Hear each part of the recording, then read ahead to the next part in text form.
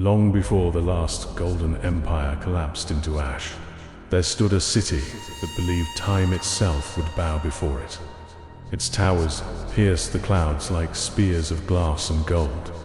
Its avenues were paved with polished stone that reflected the sun so brightly that travelers shielded their eyes before passing through the gates. Bronze tablets lined every court, every market, every imperial crossing, each carved with laws so absolute that even silence seemed to obey them. The rulers of the city believed perfection was possible. They believed chaos could be erased. They believed fear, rebellion, hunger, doubt, and disorder were not natural forces, but flaws waiting to be corrected. So they built guardians of steel to watch the streets without blinking. They trained judges who spoke only in verdicts. They raised temples where war priests preached that destruction, if properly guided, could become an instrument of purification. At the heart of the empire, beneath the imperial palace, there was a chamber that did not appear on any map. No citizen knew of it. No soldier guarded its door openly. The chamber existed beneath layers of marble, gold, prayer, and command. Its walls were blackened by alchemical smoke. Its floor was marked with circles of ash that could not be swept away. There the empire gathered its most brilliant alchemists and its most ruthless war priests. Their task was simple: create a vessel that could turn destruction itself into obedience. They called the artifact the Crucible of the Final City. It was not shaped like a chalice for celebration, nor a flask for healing. It was jagged, severe, and ceremonial, formed from fractured crimson crystal wrapped in a frame of imperial gold. Its surface looked as if glass had been broken during a sunrise and then forced back together by royal command. Within it churned a volatile compound unlike any elixir known to the empire. Liquid fire, condensed flame, ash suspended in a state between eruption and stillness. The alchemists claimed the mixture had been distilled from collapsing towers, shattered torches, war-forged embers, and the final breath of conquered battlefields. The war priests claimed something greater, that the liquid contained the sacred principle of ending, not death itself, not flame itself, but the instant after annihilation begins, when the world has not yet accepted that it has been broken. The crucible was designed to answer destruction. When devastation occurred near its bearer, the liquid inside stirred. When enemies fell, it burned brighter. When walls cracked, when armor split, when bodies collapsed, the vessel reacted as though every rupture were a command. The Empire believed it had created the perfect weapon, a relic that would allow one champion to turn a battlefield into a chain of cleansing fire. One fallen enemy would become a spark. One spark would become a storm. One storm would become order. The first chosen bearer was an imperial champion named Aurelian Voss. He had never lost a battle in service to the throne. He had broken rebellions along the outer provinces, shattered mountain clans that refused taxation, and dragged war banners through cities that once called themselves free. To the Empire, he was discipline given flesh. To the people, he was a warning in armor. Before the final uprising began, Aurelian descended into the hidden chamber beneath the palace. The alchemists stood in silence as the crucible was placed before him. Its crimson body pulsed faintly, as if something inside were waiting to recognize him.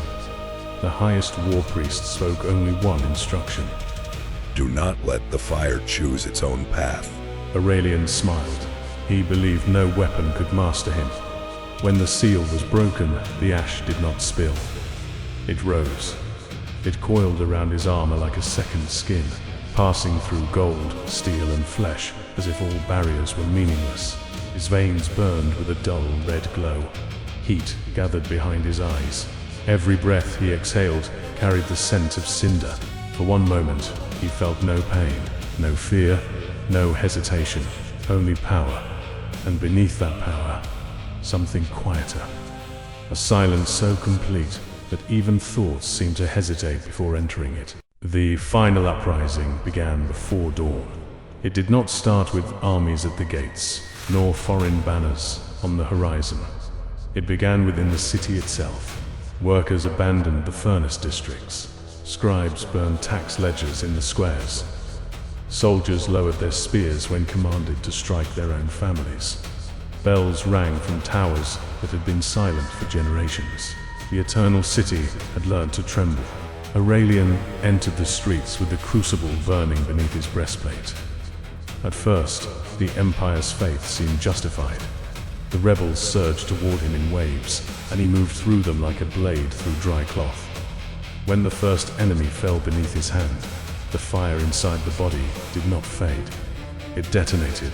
A violent pulse erupted outward, hurling flame across the street. Those caught in its reach ignited in turn, collapsing into bursts of blazing force. One death became 3. 3 became 12. 12 became a rolling chain of fire that tore through the rebel line faster than fear could spread. Streets became rivers of sparks. Armor split, stone cracked, banners turned to ash before they touched the ground. Those who saw Aurelian that morning did not see a man. They saw the Empire's final answer. Victory came quickly, too quickly. The Crucible did not distinguish between rebellion and obedience. It did not know loyalty. It did not understand law. It answered only rupture, only collapse, only the invitation of destruction. When rebels fell near imperial soldiers, the explosions consumed both. When burning barricades collapsed against palace walls, the fire leapt into marble. When towers cracked under the shockwaves, their falling stones triggered further eruptions as they crushed the crowds below. The city became a chain reaction. Flame raced through alleyways. Courtyards burst apart. Market arches collapsed into waves of molten dust. The silent steel guardians, built to preserve order, marched through the inferno until their bodies glowed red and their metal limbs failed beneath them. Still, the Crucible answered. Every death fed it. Every ruin awakened it.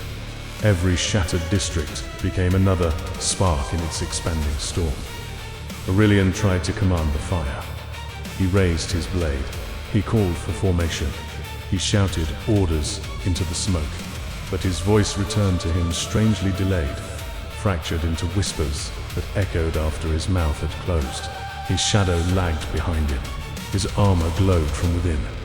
And beneath the roar of the burning city, he heard the silence again.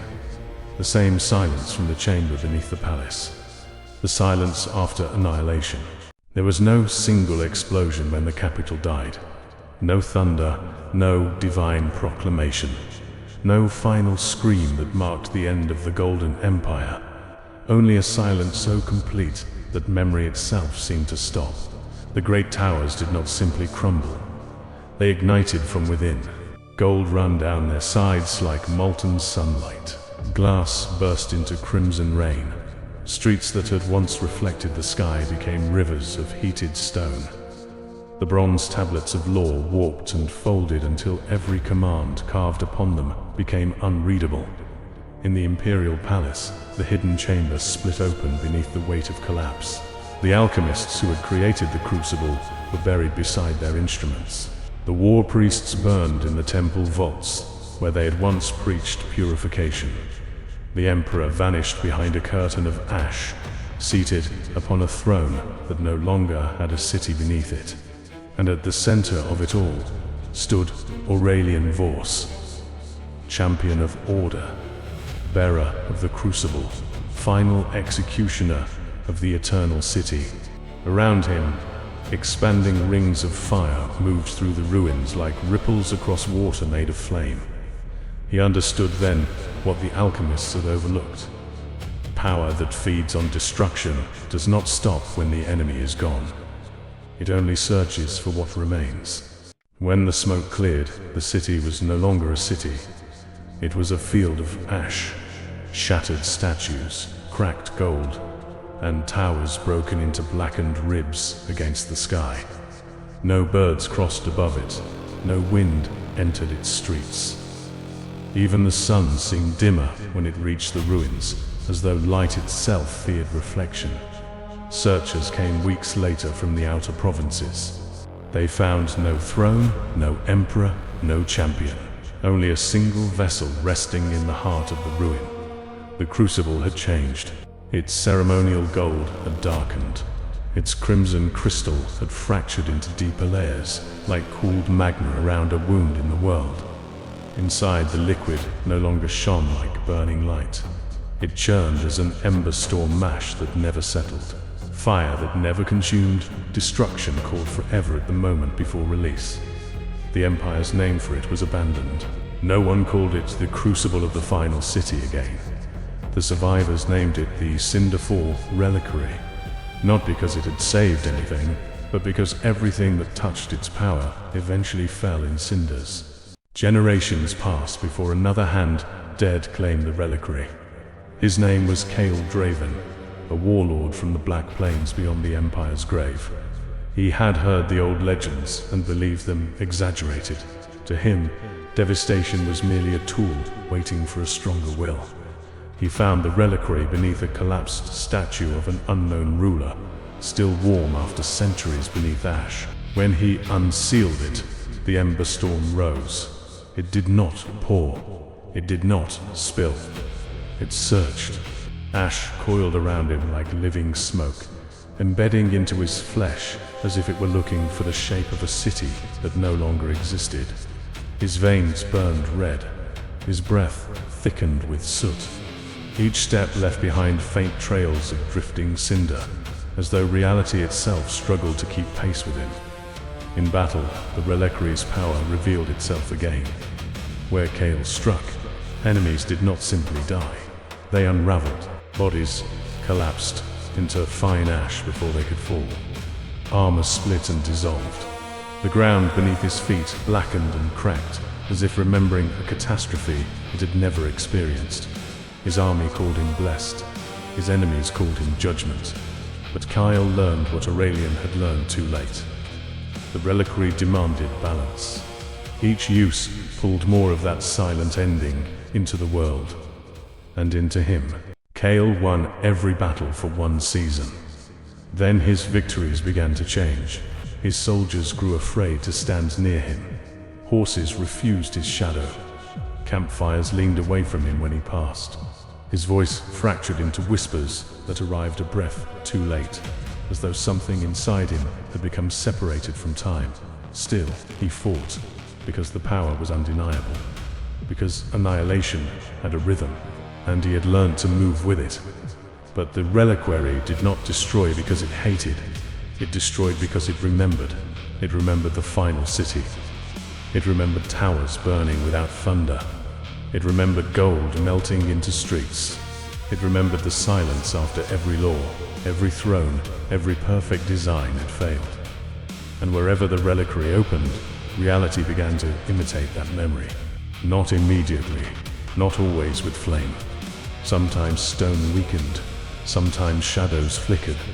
Sometimes a battlefield, after victory, became too quiet, but the pattern always returned. The first enemy fell, then another, then the chain began. One spark became a storm, one storm became a ruin. One ruin became an echo of the final city. No bearer has kept the Cinderfall Reliquary for long. Some sought to wield it as a weapon of purification. Some believed it was a relic of divine judgment. Some carried it into war, thinking they could master the chain of fire and leave only their enemies burning. All failed, because the reliquary does not care who stands righteous. It does not care who deserves ruin. It does not care whether the hand that opens it belongs to tyrant, rebel, champion, or king. It only cares that the fire continues. The greatest danger of the Cinderfall Reliquary is not the ash, nor the flame, nor the detonations that spread from one fallen enemy to the next. Its true danger is the certainty it plants inside the mind of its bearer, that destruction is not chaos, but clarity, that the world is already ending, that every city, every army, every empire is only waiting for permission to fall apart, and that by opening the reliquary again, the bearer is not causing the end. They are simply allowing the world to catch up. Even now, the Cinderfall Reliquary is said to surface wherever war grows thick and the air tastes faintly of smoke. It is found in collapsed citadels, in the hands of dying conquerors, beneath the floors of burned temples, inside vaults where no flame has ever been lit, yet ash gathers in the corners. Those who discover it feel warmth without comfort. They see crimson glass veined with gold like dying skin. They hear nothing from within it. No whisper, no command, no promise, only silence. The silence of a city that believed itself eternal. The silence of a weapon that became an executioner. The silence before the first enemy falls. And if the seal is broken, the ember storm rises once more, waiting for a battlefield.